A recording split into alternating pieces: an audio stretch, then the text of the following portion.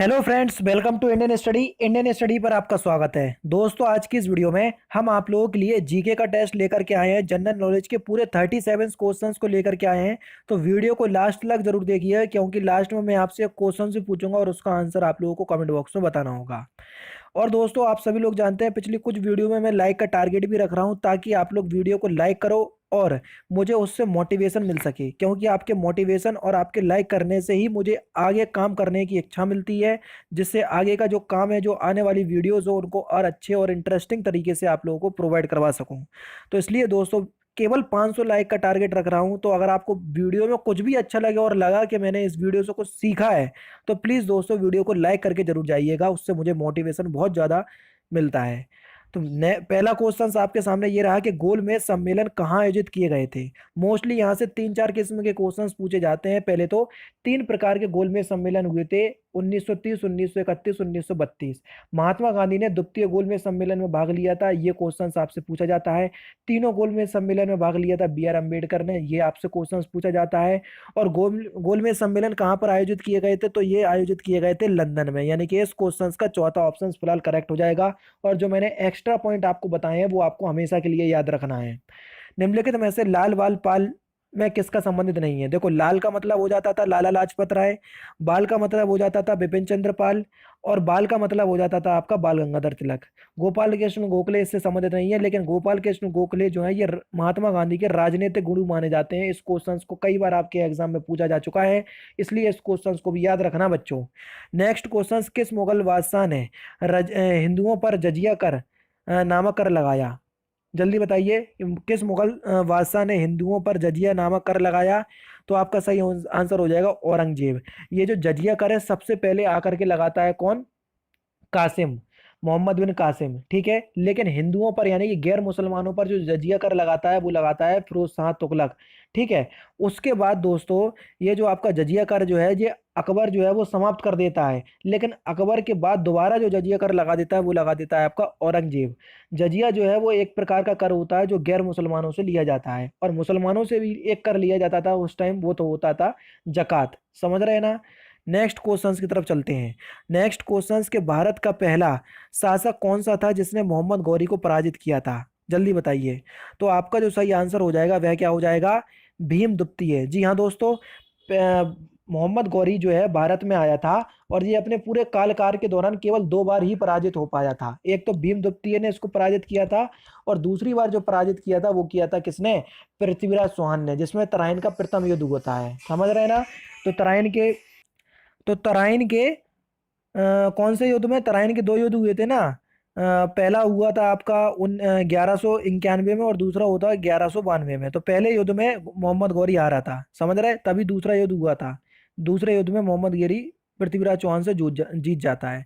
तो इस बात को ध्यान रखना, मोहम्मद गौरी जो है अपने पूरे कार्यकाल में, इसका कार्यकाल 1175 से 1205 तक रहा। कार्यकाल का मतलब इसने भारत का अभियान किया था इस समय में, और इस समय में ही ये भारत में जब लगभग जो आया था, लगभग जगहों को ये जीत चुका था, ठीक है। जैसे पंजाब, लाहौर, ठीक है। लेकिन गुजरात अभियान में ये हार गया था।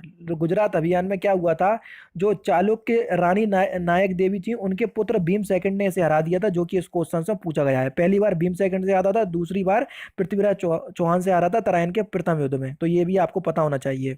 अशोक के शिलालेख को सर्वप्रथम किसने पढ़ा? तो अशोक के जो शिलालेख है उनको सर्वप्रथम किसने पढ़ा था?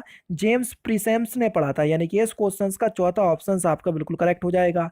नेक्स्ट क्वेश्चन, निम्नलिखित में से कौन सा युग में सुमेलित नहीं है? हड़प्पा रावी नदी के तट पर है, अगर ये सही है तो ठीक है।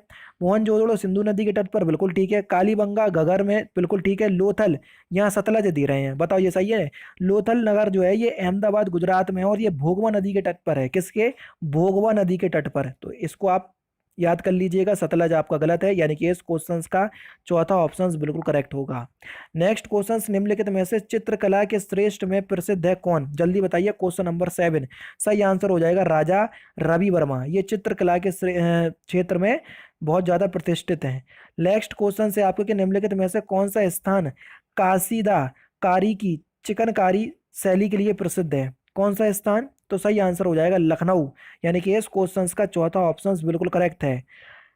थाल घाट, भोर घाट, पाल घाट दर्रे स्थित है कहाँ पर? जल्दी बताइए। Question number 9। तो सही आंसर हो जाएगा, ये पश्चिमी घाट में है। कहाँ पर? पश्चिमी घाट में। चौथा ऑप्शन बिल्कुल करेक्ट है। क्षेत्रफल की दृष्टि से भारत का कौन सा स्थान है? Question number 10। बहुत सिंपल क्वेश्चन है। तो क्षेत्रफल की दृष्टि से भारत का स्थान कौन सा है?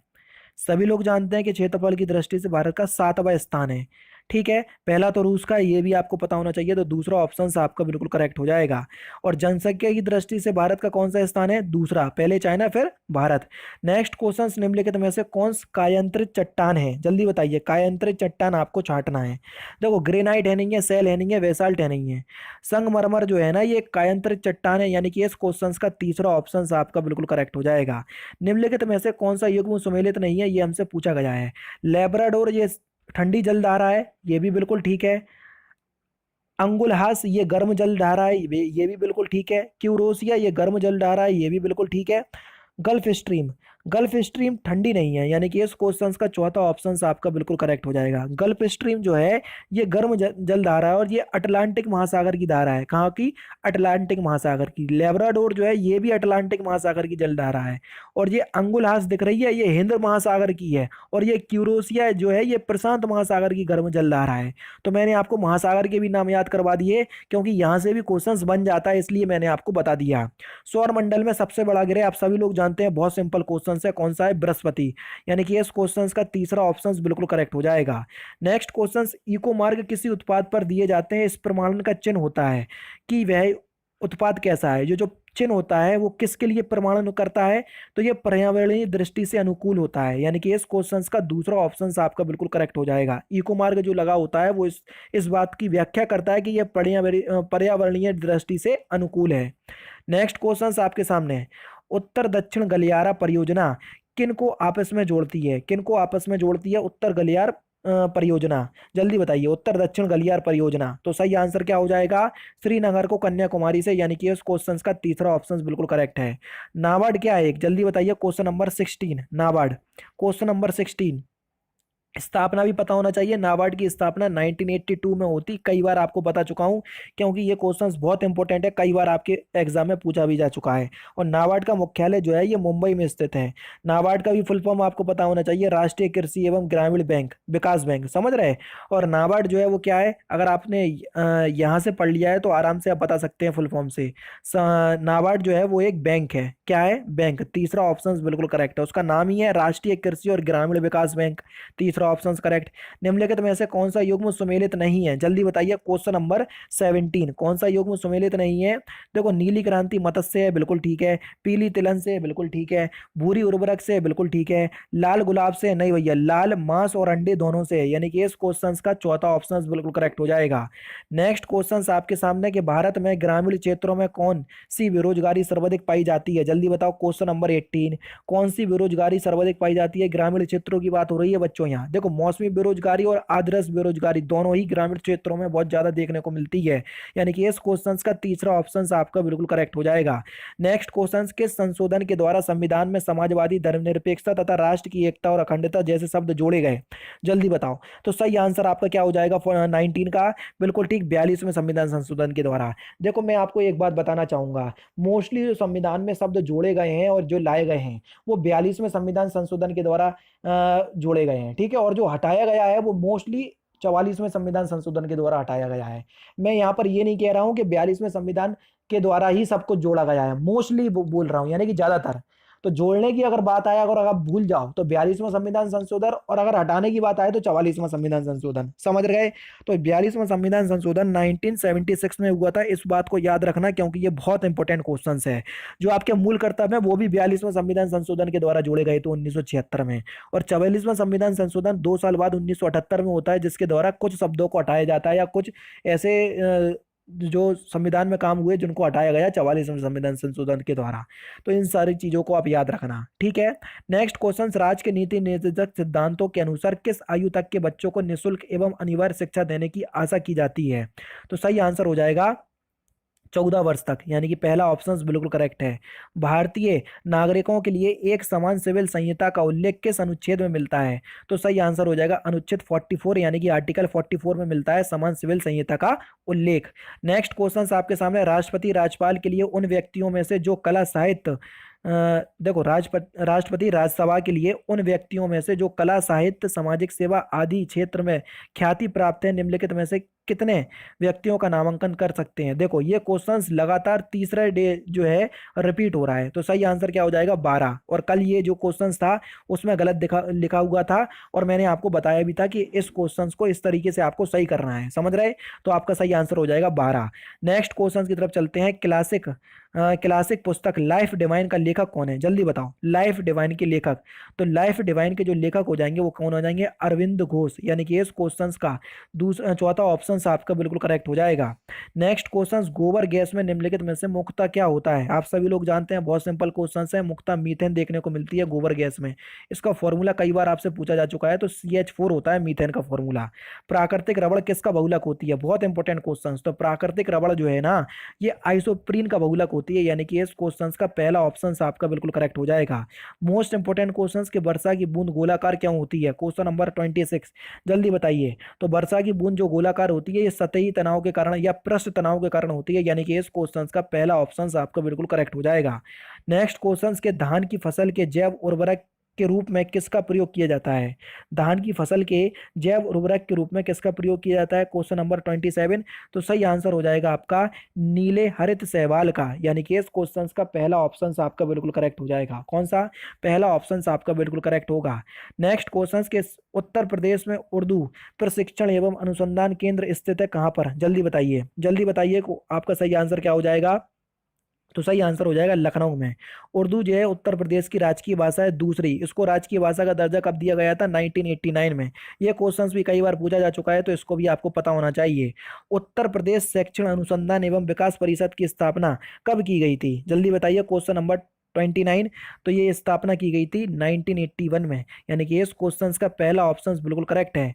दुरिया लोक नृत्य संबंधित है किस क्षेत्र से? दुरिया लोक नृत्य। तो दुरिया लोक नृत्य जो है ये बुंदेलखंड का क्षेत्र का नृत्य है। कहाँ का? बुंदेलखंड क्षेत्र का। यानी कि इस क्वेश्चन का चौथा ऑप्शन आपका बिल्कुल करेक्ट हो जाएगा। कौन सा दोस्तों? चौथा। नेक्स्ट क्वेश्चन की तरफ चलते हैं कि उत्तर प्रदेश की कौन सी जनजाति दीपावली को शोक के रूप में मनाती है? बड़ा इंपॉर्टेंट क्वेश्चन है, क्वेश्चन नंबर 31। तो सही आंसर आपका क्या हो जाएगा 31 का? बिल्कुल ठीक, थारू जनजाति। चौथा ऑप्शन आपका बिल्कुल करेक्ट हो जाएगा। नेक्स्ट क्वेश्चन, पुलिस अधिनियम की किस धारा में पुलिस अधिकारियों के कर्तव्यों का प्रावधान है? Question number 32। बहुत इंपॉर्टेंट धारा है ये, धारा 23 में। तीसरा ऑप्शन आपका बिल्कुल करेक्ट है। नेक्स्ट क्वेश्चन आपके सामने के 1,000 रुपए व 500 रुपए के नकली नोट बड़ी संख्या में बाजारों एवं बैंकों तक में पाए जा रहे हैं। जाली करेंसी नोटों